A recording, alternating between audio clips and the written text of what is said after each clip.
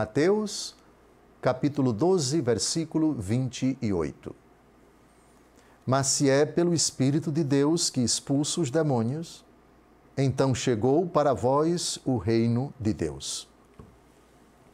Jesus aqui está concluindo o seu raciocínio, desbaratando, desmascarando o pensamento dos fariseus, que jogaram uma calúnia, que é mais que calúnia, uma blasfêmia, ao, contemplando, testemunhando Jesus expulsar um demônio de um cego e mudo, disseram que é por força de Beelzebul que ele expulsava os demônios. Não resta outra alternativa depois da rasteira que Jesus passou neles, senão esta. Se não é por Satanás, é pelo Espírito de Deus que eu expulso os demônios.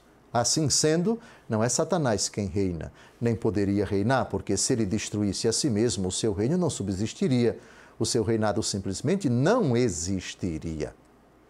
Peçamos agora a Santo Agostinho que nos ajude a aprofundar a compreensão desse versículo. Com a palavra, o grande doutor da Igreja, por quem eu sou, já disse e repito, apaixonado. Se é pelo Espírito de Deus que expulsa os demônios, então chegou para vós o reino de Deus. O que significa isto? Se eu, diz, expulso os demônios pelo Espírito de Deus, tampouco poderiam expulsá-los os vossos filhos, a quem não dei uma doutrina maligna, mas uma fé simples. Sem dúvida, chegou a vós o reino de Deus, mediante o qual é destruído o reino do diabo, e vós também, se não vos converterdes. É interessante. Santo Agostinho parece que tem a graça, recebeu a graça de ler nas entrelinhas o significado dado pelas palavras de Jesus, significado que vai além do próprio conteúdo material das palavras. Ou seja, ele pretende com as palavras atingir uma coisa, mas o significado das palavras atinge algo mais. Se Satanás divide, destrói, ofende, combate Satanás, o seu reino está destruído.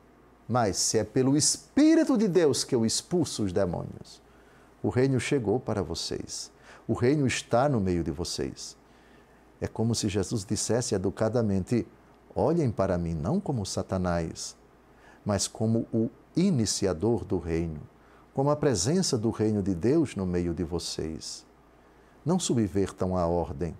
Sejam humildes em reconhecer que aquilo que vocês viram não poderia jamais ser obra de Satanás.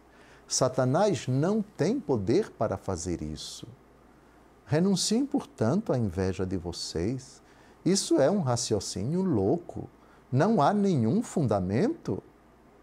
É óbvio que quem está movido pela inveja, Sabedoria, capítulo 2, versículo 24, foi por inveja do demônio que a morte entrou no mundo e os que pertencem a ele vão prová-la. Olha que interessante. É como se Jesus dissesse, vocês que se julgam donos da verdade, dizem que eu estou possuído por Satanás, mas na verdade, quem está possuído por Satanás? Sou eu?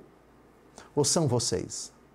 Se a lógica de vocês é astuta, a ponto de dizer uma insanidade dessa natureza, ao reconhecer na obra de Deus uma ação do diabo, quem está possuído? Quem está a serviço do diabo? Quem está raciocinando como o diabo deseja? Quem está subvertendo a ordem? Sou eu ou são vocês? Aquilo que eu fiz está provado. O que está visto, está visto. O que foi feito, foi feito. Agora, o que foi dito por vocês é muito mais do que estúpido e insano. Não veio de vocês, veio dele. Prestem atenção.